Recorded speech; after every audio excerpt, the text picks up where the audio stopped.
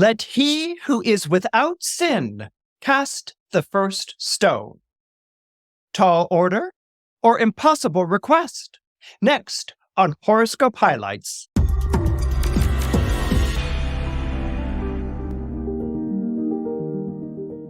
Hey all, this is Rick Levine, and I'm inviting you to join me in a new class on the Astrology Hub starting mid-November, starting November 14th.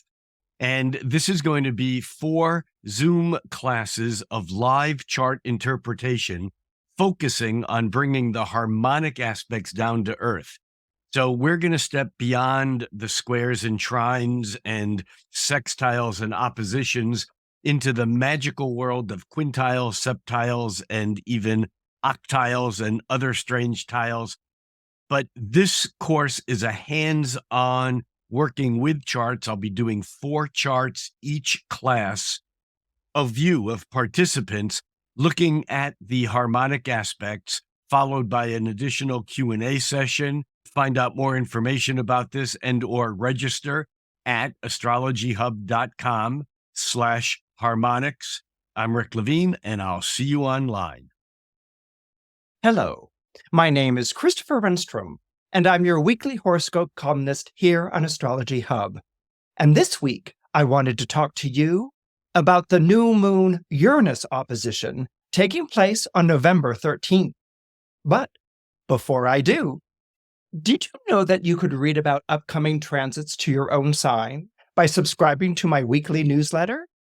Go to astrologyhub.com/horoscope. Again, that's astrologyhub.com/horoscope to subscribe. Now, let's go ahead and talk about that new moon in Scorpio, forming an opposition to Uranus on November 13th. For the past few weeks, we've been talking a lot about the idea of justice. And the reason why we've been talking about justice so much here on Horoscope Highlights is because we are now in the season of justice.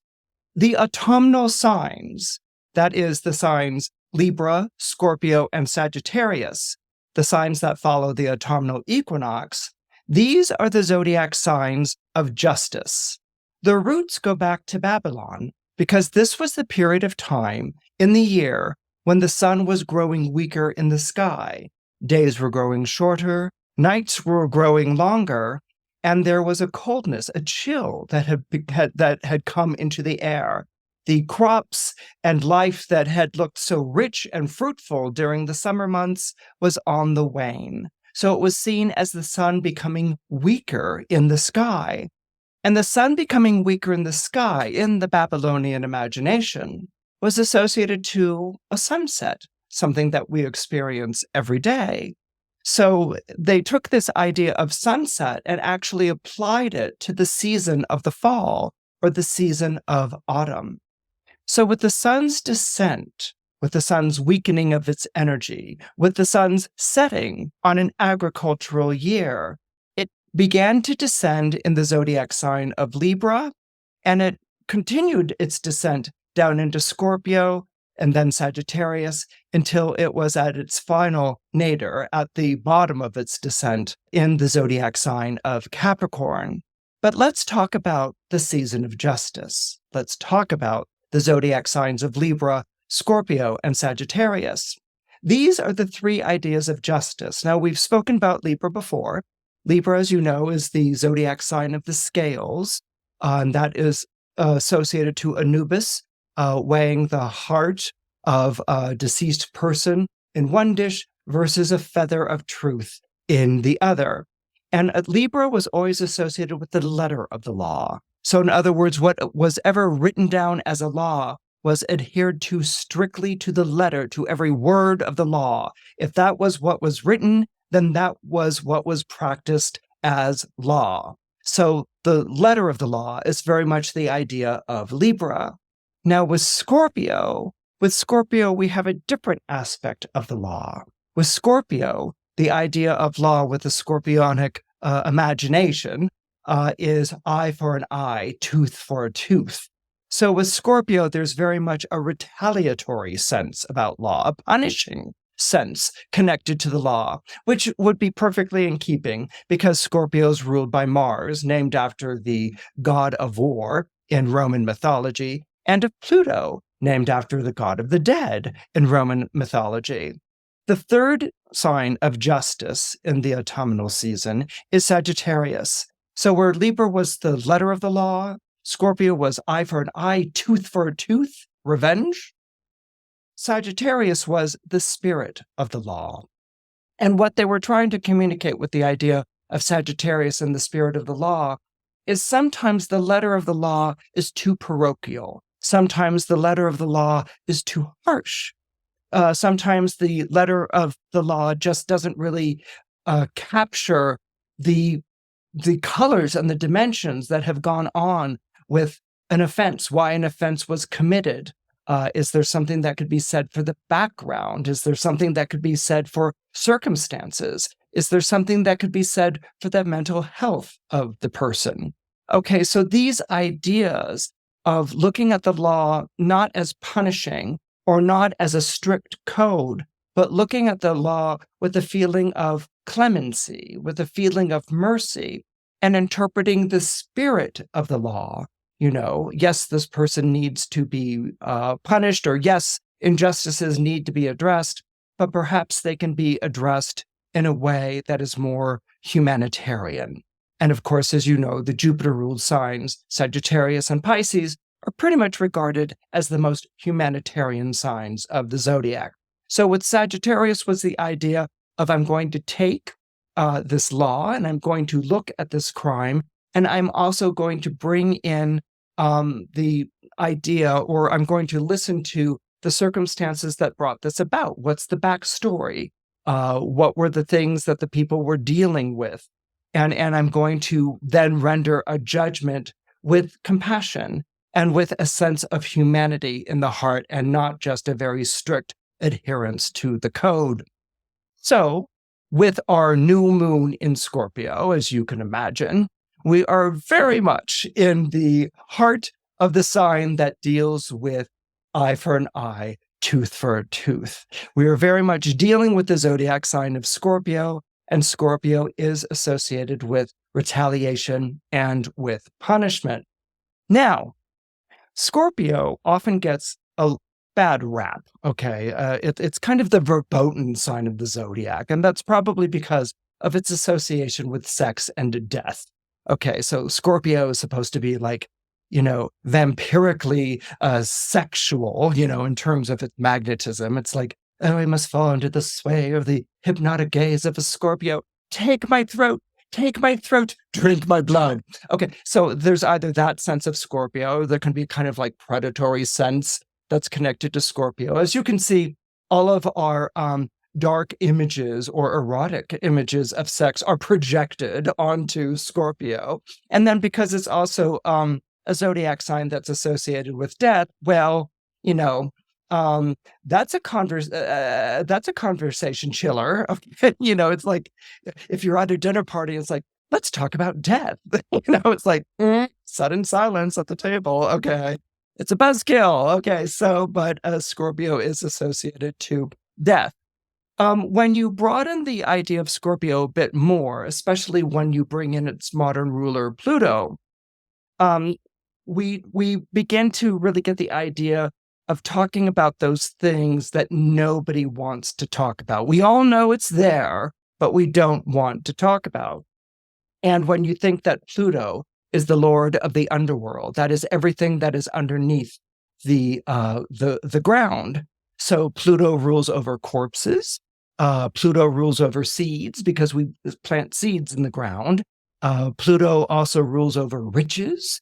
In fact, our word plutocracy comes from the word Pluto, and that's because Pluto rules over gold and silver and precious metals and oil, which is referred to as black gold. Pluto also rules over those things that live in the ground, like worms and cave fish that have no eyes, that swim in subterranean pools, bats, which sleep or reside in caves, and of course moles that tunnel beneath the ground. So things like tunnels and holes and depths and descents and caverns and coffins and graves and mineral deposits. All of these things are associated with Pluto, and thereby all of these things are associated with the zodiac sign of Scorpio as well. So subterranean is a pretty good word that we can use when we're talking about Scorpio. And Scorpio rules the realm in which our subterranean selves are stored. Now, the first idea of a subterranean self, which is kind of like, where did Christopher get that word? Subterranean. This is my subterranean self. But, where was I going with that? History, okay, is a subterranean. When you think of history, ruins and things that have been built on top of ruins, and you can even get into geological strata or whatever those things are. But the idea of history can be very subterranean. But once we got into psychology, which really comes to practice in the early 20th century, subterranean becomes associated with the subconscious or the unconscious, the sleeping mind, the dark mind, the storehouse of our more darker desires and our more primitive impulses. So all of these things, as you can imagine, got associated with Scorpio. No one ever associated them with a Gemini or a Libra. They were all given all the peas and carrots that no kid wanted to eat on their dinner plate were scraped off onto Scorpio's plate. Okay, you're in charge of all these things I don't want to talk about and I don't want to think about. Okay, so one can almost think of a Scorpio season as the season of the shadows. Okay, and indeed ghosts were referred to in ancient times as shades, as shadow selves. They weren't actually animated bodies, but they were the shadowy, phantasmal appearance of one who was deceased, dead, or buried. All you have to do is look at the accounts of Odysseus descending down into the underworld, or Aeneas descending down into the underworld. And these are shades. These are hungry ghosts that in order for them to remember or recognize you and for you to talk to them, you had to take blood. It was usually like lamb's blood, I believe, or cattle blood, and you had to pour it in a trough, maybe put in some wine, and the spirits would emerge completely unrecognizing, although you might have recognized them. But once they drank of this, they began to recognize the person they were talking to, and they would impart whatever message was important, either from the past or in some cases, the future. So all of this is attributed to Scorpio. This is the realm of Scorpio. And how this plays out in a Scorpio's typical day-to-day life is Scorpio has no fear, no timidity, talking about the underside of life, okay? Scorpio is really quite frank and open about that bad things can happen to good people, about the injustices of the world, about the terrible things that can be wrought.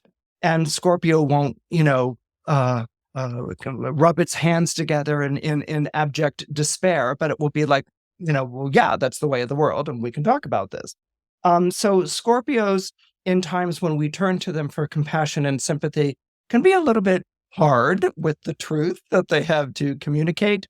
But what you get in conjunction with that is someone who understands, someone who gets what you're going through.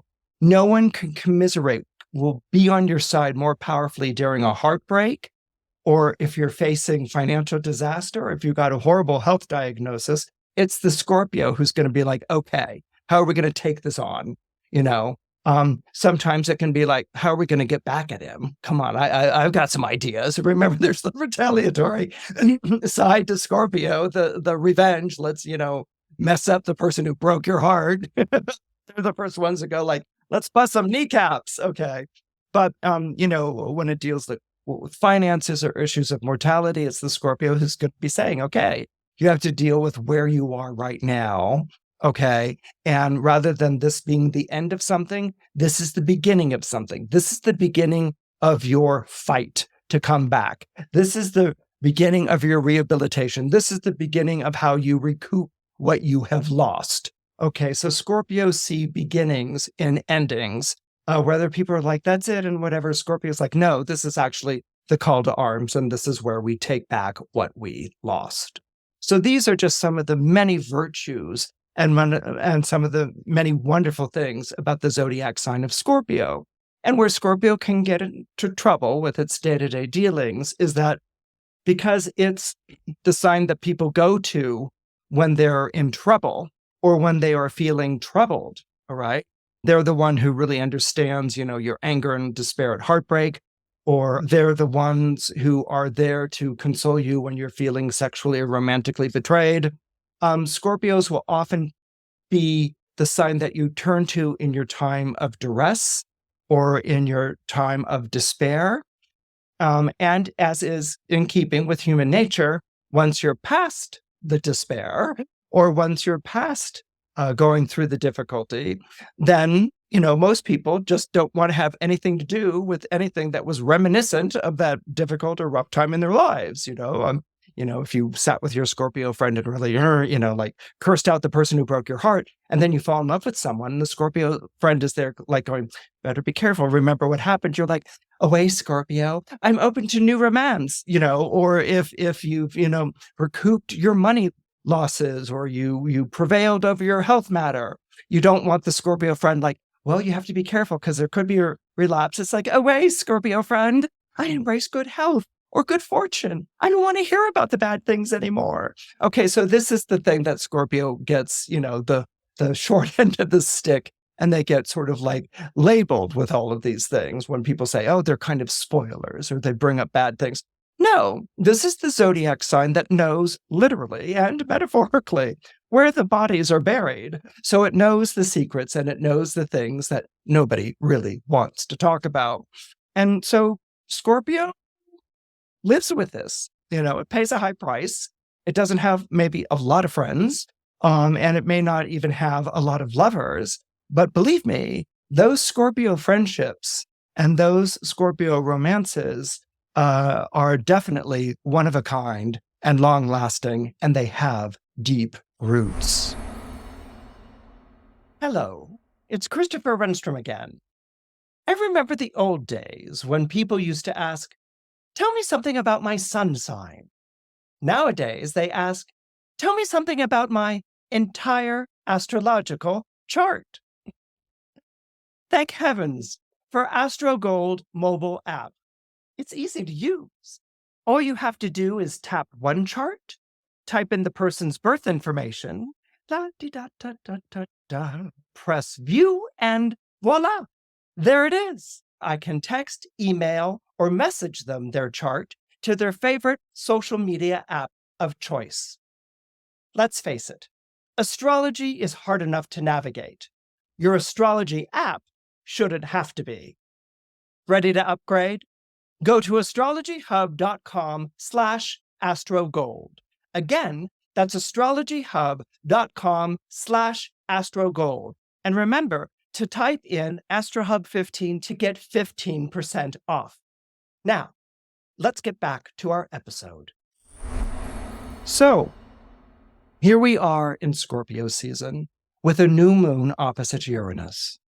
New moons, as you know, is the time of month when we do not see the moon in the sky. Okay, the moon is basically right in front of the sun. It's not an eclipse. It's in front of the sun, and so it's not or near the sun. It's not reflecting the rays of light of the sun, so it's dark.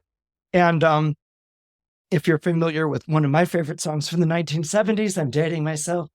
Wildfire was the name of a horse. But there's a line in that song, which is by the dark of the moon she planted.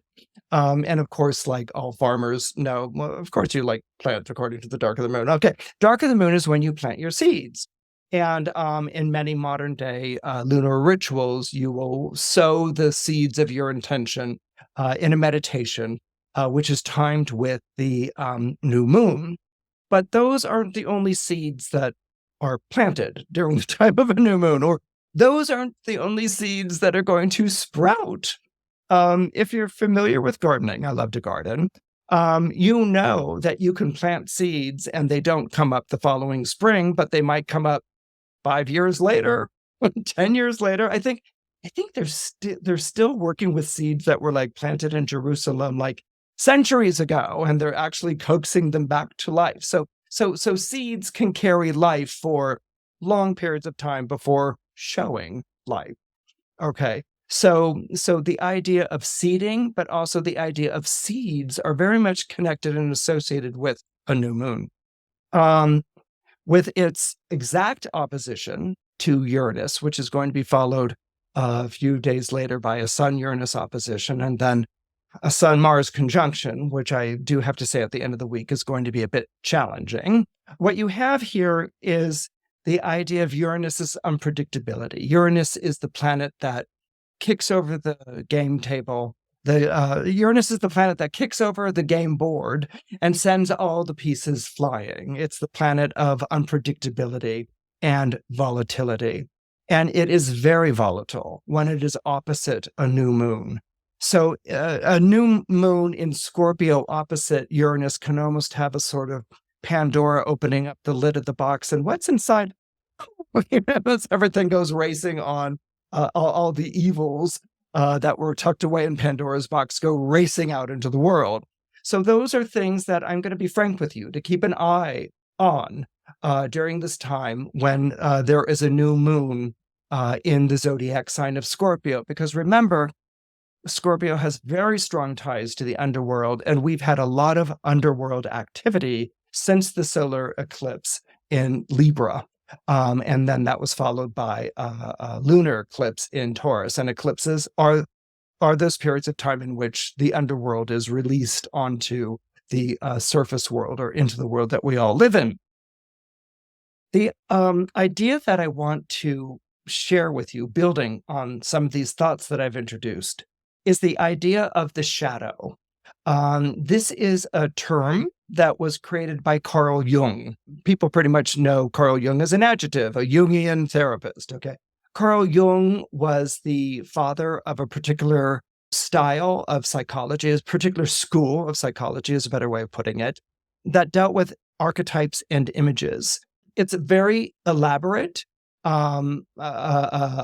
syllabus that Carl Jung formulated, and I'm not going to go into it, but to say that Carl Jung was originally a student of Sigmund Freud's, and so he was introduced. He was a part of Freud's formulation of the unconscious, of the conscious and the unconscious, and where Freud kind of regarded the unconscious as something to be as being a storehouse of more primitive notions or impulses that needed to somehow be controlled or shepherded or managed.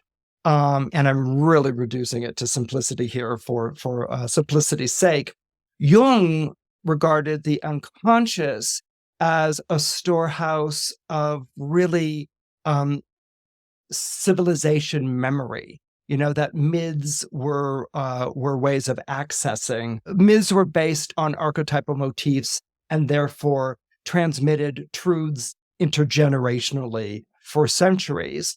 And that we can see these archetypes, which is basically an image, in art or in symbol or religious relics, things that we naturally respond to as being sacred or resonant, all right, but are defined in different cultural contexts and different cultural milieus and symbolic vocabularies.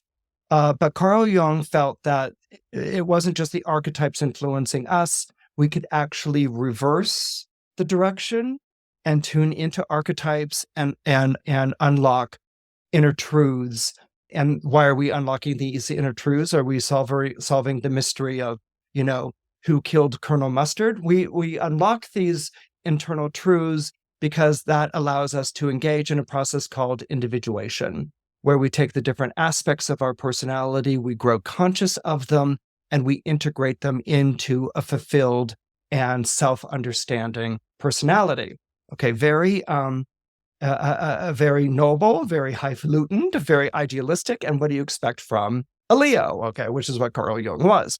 Okay, so one of these archetypes or one of these internal symbols, okay, that we live with, that appear in our dreams and maybe even our speech or our biases or our experiences of enlightenment.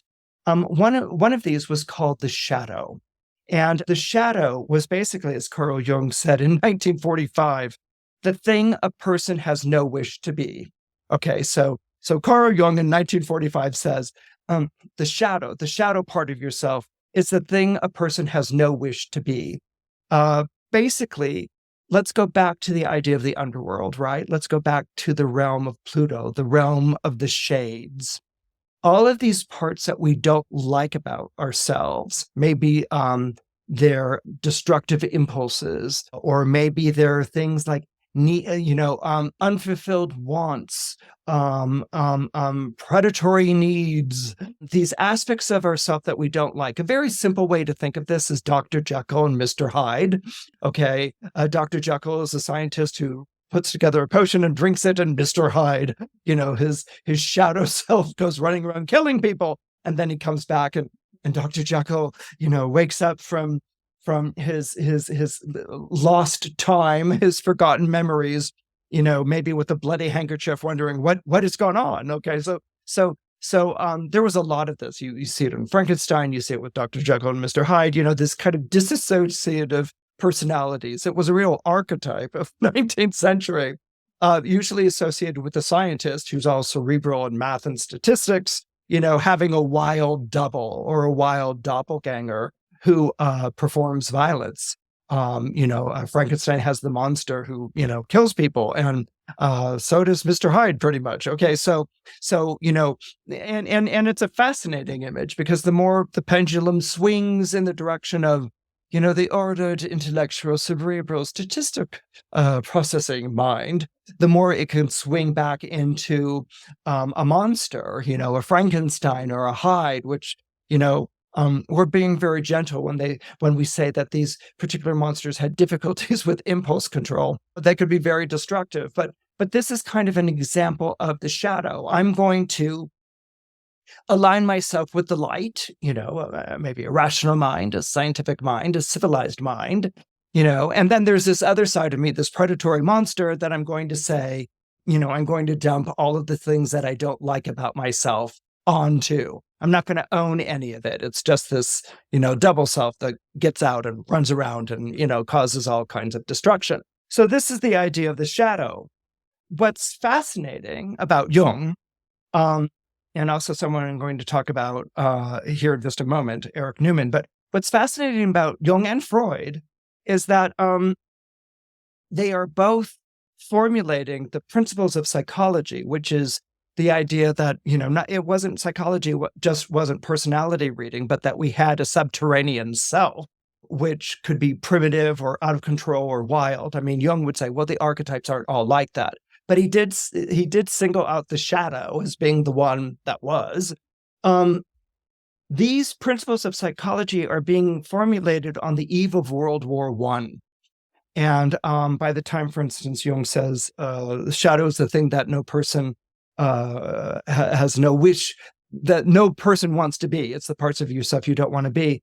That statement is made in 1945. So a lot of Freudian and Jungian psychology is coming forth during the periods of time, during the years in Western civilization where we were fighting World War I and then went into World War II. So arguably the most destructive period in Western civilization is also the period in which these principles of psychology are being formulated. This idea that there is an undiscovered country, one undiscovered country, that no one comes back from is death. That's Hamlet. But there's another undiscovered or unexplored, might be a more accurate way of putting it, another unexplored country, and it's called the unconscious. All right. And this is what psychologists were trying to put forward. And they were making the case by the time we get into the 40s following World War II of an urgency. We need to understand these unconscious impulses, because these unconscious impulses are the things that took over in World War I. And these unconscious impulses are the things that took over in World War II. And that when we have the end of World War II, these are the unconscious impulses that have created the atom bomb, which can wipe out the civilization. So if we don't get a grip, we're in a lot of trouble. There's a period of time, also in the 1930s, let me amend that. Also in the 1930s, we have Dane Rudor, who is a famous French astrologer who really makes his name here in the United States of America. He's pretty much considered as the father of New Age astrology. He writes a book in the 1930s called The Astrology of Personality. And it's Dane Rudhyar who is the first astrologer to marry Jungian archetypes with astrological symbols. And this is picked up and gets great mileage in the 1980s, thanks to astrologers like Stephen Arroyo and Liz Green, who would access Greek mythology and sort of like unpack those different archetypal meanings and connect it to the different planets and use it in astrological chart interpretation. So that's really where the root of that is. It's in the 1930s book Astrology of Personality by Dane Rudhyar, and it's coming out of the same impulses that Freud and Jung are wrestling with when they're talking about the unconscious. Rudhyar used the planets as being ways of understanding our unconscious and the unfoldment of ourselves as a whole person. And Rudhyar was very much attracted to Carl Jung's idea of individuation, that only by owning the different parts of your personality. And part of that was taking responsibility. Well, it was really recognizing the different parts of your personality, taking responsibility for the different parts of your personality, and then governing, Rudhyar looked at those impulses from Jung and said, what a marvelous thing if we were to apply that to astrology and the transits of the planets, in which we saw the planets as sort of participating in this unfoldment of a self. What a wonderful link. What a very rich association. And indeed, that is the beginning of humanistic astrology. But one of the books that I often go to and that I turn to in a time like this is this marvelous little book written by Eric Newman. It's called Depth, Psychology, and New Ethic. And he wrote this in Tel Aviv in, I think, 1948 or 1949. So Eric Newman was a Jung disciple. He was a Jungian psychologist working in Tel Aviv in 1948 or 49 is when he writes this book, and then he writes a number of other books which actually sort of become more famous than this book. But this little slip of a book, Depth, Psychology, and a New Ethic, and it's a call, really, it's a call to people to use psychology to understand evil. Basically, it's to use psychology to understand the evil of the world. And for Newman, who was writing this right after World War II, and he was living in Tel Aviv, and this was really a response to the Holocaust that had taken place in Europe. To Newman, the problem for the modern man, which is the modern man in 1949. For Newman, the problem with the modern man is evil. The concept of evil, facing evil is the big problem for modern man. Now, someone could say, well, modern men and women have all faced evil, but for him, he was really talking about the magnitude of World War II and the firing off of the atom bomb in Hiroshima. The level of destruction, and he was reacting to that. So Newman said that the problem for the modern man is evil, because conventional ethics have proved incapable of containing or transforming its destructive forces. The dark side has invaded the world image of modern man with a vengeance, and we are no longer certain of our positions regarding good and evil. So in other words, conventional ethics that have been built over centuries, through church, through justice, these are incapable of containing or transforming the destructive forces of evil. We have no answer. We have no answer when states handed over people to the Holocaust. To the persecution. When churches took, you also had people who were saving or covering or protecting people, but you also had agencies, explaining why they couldn't get involved, or actually were handing over Jews who were in Europe during this period of time. So his position is conventional ethics have proved incapable of containing or transforming the destructive forces of evil. The dark side has invaded the world image of modern man. He's using world image as self-image, okay? The world image of modern man with a vengeance, and we are no longer certain of our positions regarding good and evil. So this is more than just allowing good or evil to exist.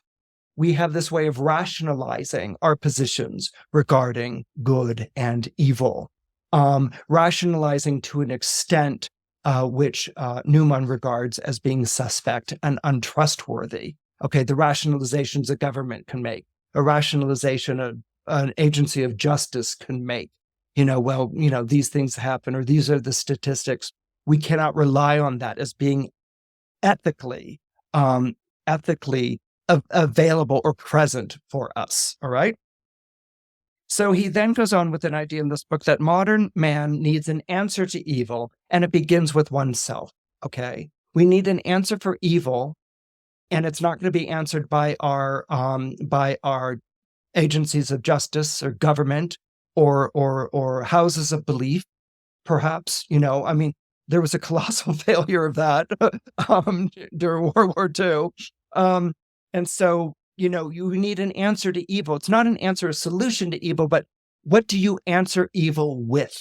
Okay, that's what he means by this idea of answer. And it begins with oneself, examining one's own shadow, which is projected onto others and turns others into either oppressors or scapegoats. Okay, so this gets back to Jung. It's the idea that we take those parts that we don't like about ourselves. Remember Scorpio, the underworld, and we project them onto other people. We may take a position of I've been hurt and I'm angry and I want an eye for an eye and want something back for that. And so I'm going to project my shadow onto an oppressor who has done me evil, who's done me harm, and this is going to justify everything I'm going to do to get back at them. Okay, that would be one idea of projecting one's shadow. Shadows are an equal opportunity archetype. Okay, shadows show no preference for one person. Everyone casts a shadow. Okay, so they could be attached to anything. You could be horribly persecuted and oppressed, but that doesn't mean that the moment you get into a position of power that you're not going to turn around and do it to someone else, okay, in the name of how you've been persecuted or how you've been oppressed. So that's one idea of not being in a position of being able to judge good and evil, because those who've been oppressed can become as malicious if tables are turned. And then the other one is projecting shadows onto scapegoats. Who are those people that remind us of pain, who remind us of loss, who make us feel guilty about our privilege? Well, there are people who asked for it. They asked for it. They must have done something evil in their life. They must have done something bad in their life. And so they're scapegoats. Once again, I'm dumping my peas and carrots onto the dish of someone else because I don't want to eat them. So we can scapegoat people, and we scapegoat people because that's something we do, maybe because we feel bad about the good things that we have in life, or we want to justify selfish actions or aggressive behavior by scapegoating. This is a weaker person, or this is someone who's asked for it. Okay, so these are natural blank canvases for the shadow, or these are natural spots of pavement where you're standing on a sunny day and you turn around and you can see your shadow. Okay, these are places where a shadow can be cast, or where shadow can be seen. So what Newman was going on with this in this book is, as a result, we have split the world into good and bad, polarizations of good and bad.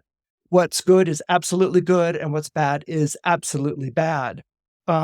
And so this, he says, you can just conjugate, you could just work this down up and down the musical scale, as it were. You have superior and inferior nations. You have superior and inferior races. You have superior and inferior individuals. And once you split into absolute good, absolute bad, the consequences, of course, are going to be catastrophic.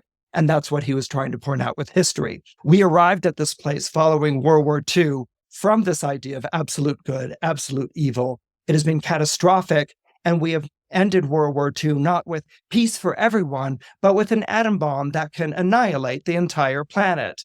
Okay, so that's the shadow we now get to live under. And this was the feeling of urgency in which he writes this marvelous book. Now, he goes on to say that awareness of evil challenges the individual. An individual must learn to realize, acknowledge, and live with a dark side instead of repressing it. The dark side needs to be integrated. So our awareness of evil becomes an awareness that we can do this. Maybe we're actively doing it by projecting shadow. And so we need to realize, acknowledge, and live with the dark side. We need to own it. But instead of repressing it, it has to be integrated. And this, at this point, actually, I have to disagree with Newman and probably disagree with Jung as well. One of the things that I love about astrology is that it's based on what I call a moving gospel of the stars. Okay, the stars never stop in their orbits, and so as an astrologer, you look for patterns, you look for aspects, and you work with those patterns and those aspects. That's why when people say, I'm a weatherman, an astrologer is a cosmic weatherman or something like that, it's really great. I mean, weather is coming and people need to know whether it's good days or whether it's a hurricane. Okay. You need to live with it. Okay. If a hurricane comes down and does horrible things, hurricanes do horrible things, tornadoes do horrible things, forces of nature can do horrible things. You have to work with that. You have to live with that. That becomes a part of your life. So there's nothing, but then you can also have beautiful things that, you can have beautiful days and you can have lovely weather. But if we apply these forces to the way that we live our lives, you can have forces that are negative and you can have forces that are positive. In astrology, those are kind of divided into two camps, which are the benefics and the malefics. The benefics are the planets that bring good things like Venus and Jupiter, and the malefics are things that bring bad things like Mars, which is one of the rulers of Scorpio, and Saturn. One can sort of address a kind of like, well, that's life. You have your good days, benefics, you have your Venusian Jupiter days, and then you have your Mars and Saturn days, your malefic days. But astrology teaches us so much more than that. By insisting that all of these planets are part of a pantheon, okay, and let's add the moderns, Uranus, Neptune, and Pluto. And of course, we can throw in the luminaries, the sun and moon and Mercury. But astrology insists that you deal with the entire pantheon of planets, all right? You can have the good, you can have the bad. But one of the things that we learned with Dane Rudhyar was to question good and to question bad when we look at the stars. Is good always good? And is bad always bad? And this is when we when we have our imagination stimulated and our consciousness raised, because we're not looking at a static world. Sometimes what can happen with rules and laws or scriptures that you have these things, these sayings, these rules, these laws that are imprinted, and this is absolutely what it is, and it attempts to be a static post in an ever-changing world. And that doesn't work. That's not the world. And, the only static post we have is the pole star that all the constellations go around, when we look at, okay? So astrology teaches that the world is always changing, but it is consistent in its change. You're going to go through good things, you're going to go through bad things. And an astrologer is here to perhaps help you guide, but an astrologer is also here to also help you interpret and to understand what this is going on and how you can interact or interrelate with it. This is something that Newman was bringing up when he talks about depth psychology and a new ethic. What the book goes on to talk about is really the failure of agencies that were supposed to represent what was ethical behavior, their failure to have answers. And that by working with the shadow, and the acceptance of a shadow self that we project, that understanding the shadow and owning it is essential for building up an ethical attitude of life.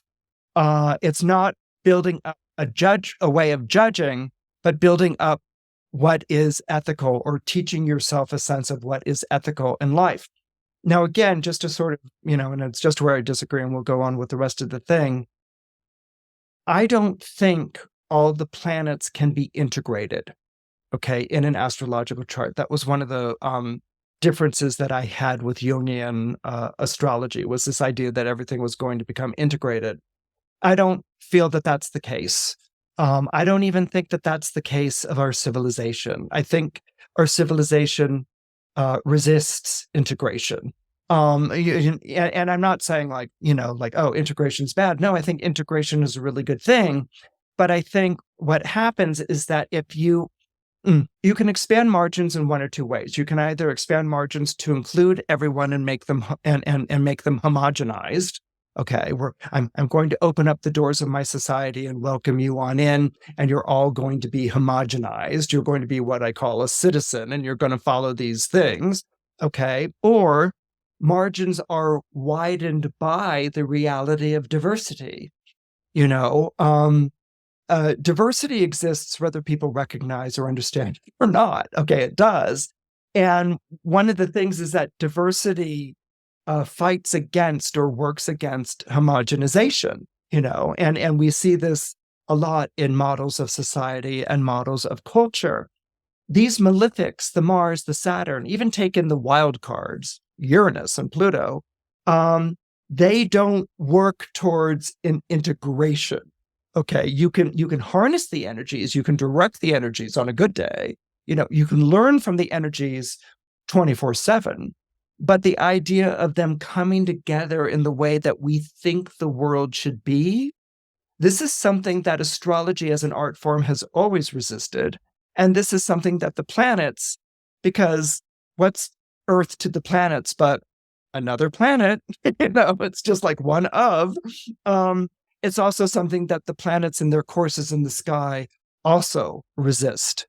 This idea of becoming, integrated or brought together. I do agree that there is such a thing as projecting parts of yourself that you don't like onto other people, and that this causes very awful, disastrous things. But I'm not sure if the answer is, to be found in regular texts. Sometimes we'll take something from a holy book or a book of wisdom or something like that, but sometimes it doesn't always answer what's going on in our lives. And again, this is something that Newman also addresses in his book, which is, ethical problems are always intensely individual, and the collective rules of conduct offer at most provisional solutions, but never lead us who are asking these questions. They never lead us who are in these crossroads where, conduct is going against what's ethical. Crucial decisions, they never lead or help during the periods of time when we're making crucial decisions, which are the turning points of an individual's life. So in other words, we can have collective rules of conduct struggling with ethics. It happens all the time. It's like the basis of many plays. We can be there, and turning to, the collective rule of conduct often doesn't prove helpful during those crucial decisions that we make at the turning points of our lives, or the crucial decisions that we make at the turning point in the fate of a nation or the fate of a civilization. So who do we turn to? Who do we turn to? Picking up from this, idea. And Newman got a lot of criticism because he was basically saying who we turn to is ourselves. Each one of us becomes an ethical person by owning our shadow, by engaging in that discourse with the different parts of our aspects, by owning our projections. Each one of us becomes an authority. And he actually got laughed at. It was like, oh, okay, so a raving maniac is going to become the authority. But actually, he was laying something down.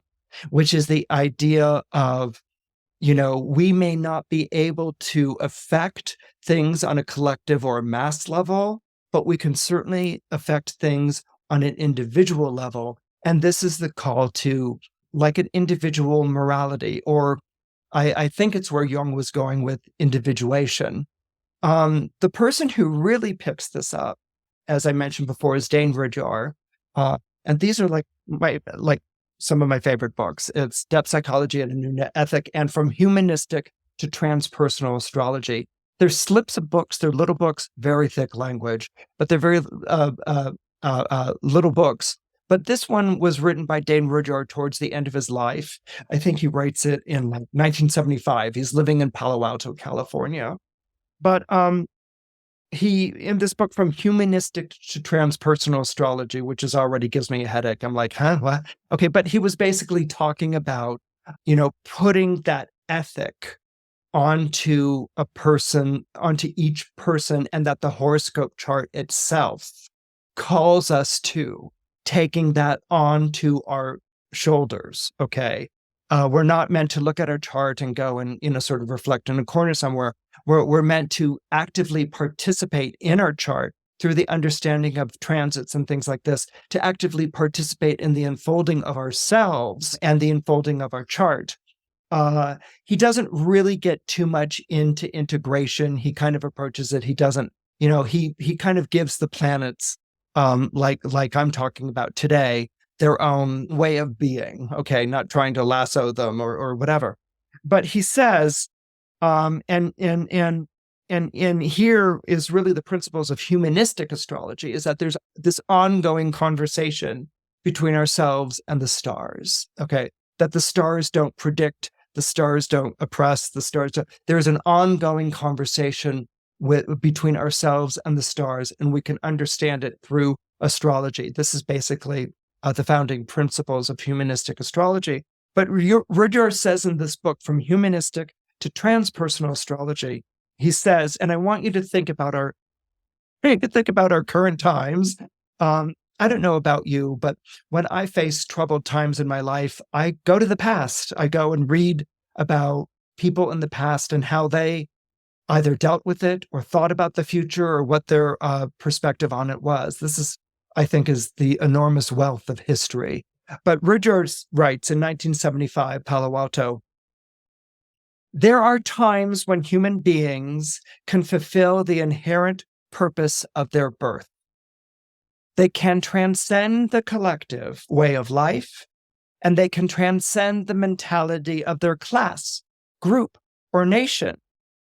They can even eventually transform the ego. If they are successful in such a difficult and slow process, they find themselves face to face with the universe. Without cultural institutions, without socio-religious prejudices and biases, or paradigms to determine for them what and how they should see this universe and act in it. They become open to forces.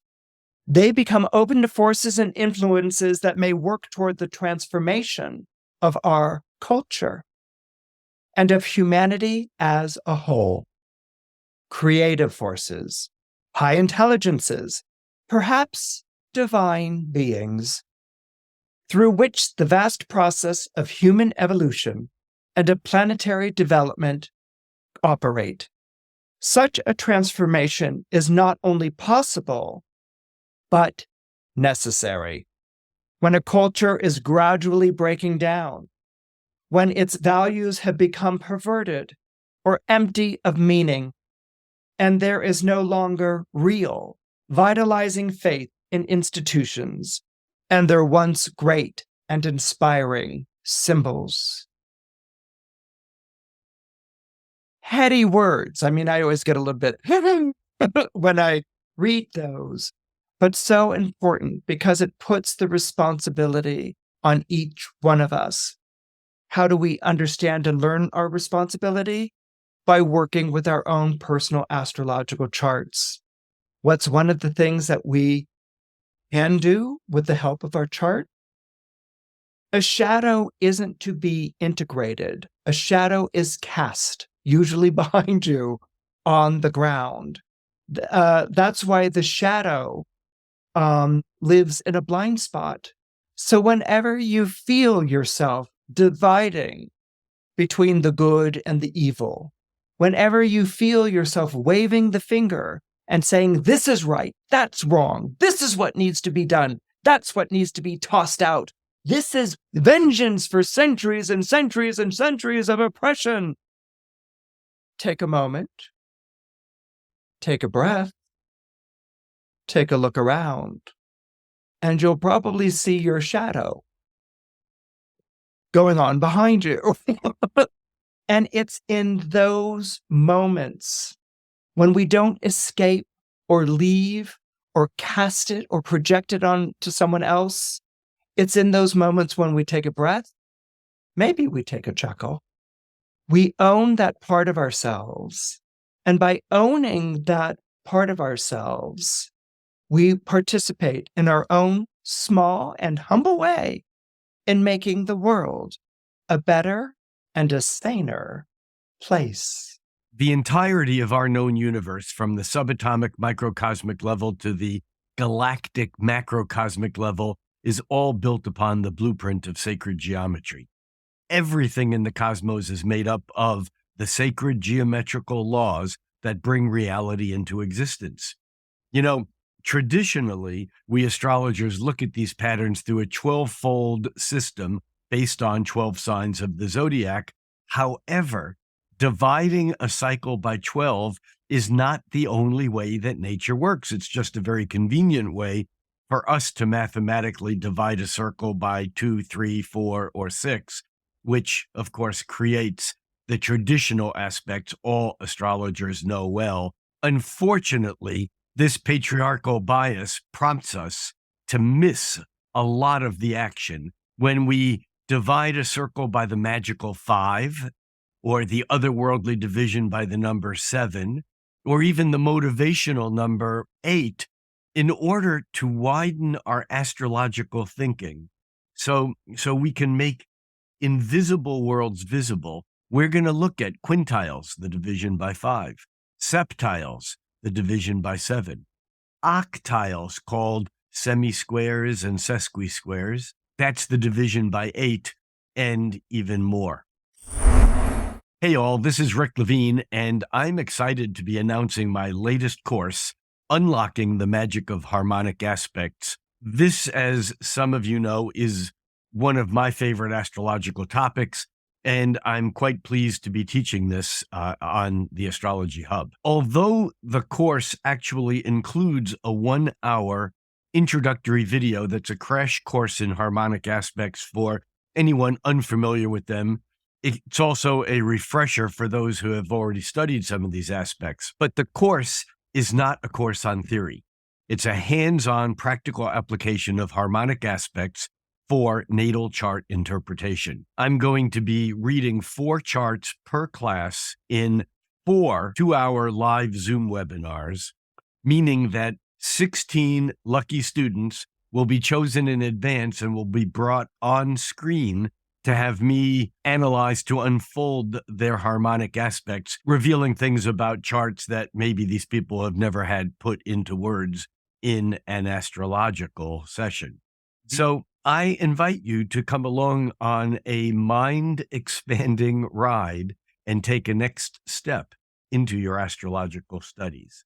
More information, details on the curriculum, and registration is available at astrologyhub.com/harmonics. I'm Rick Levine. See you online.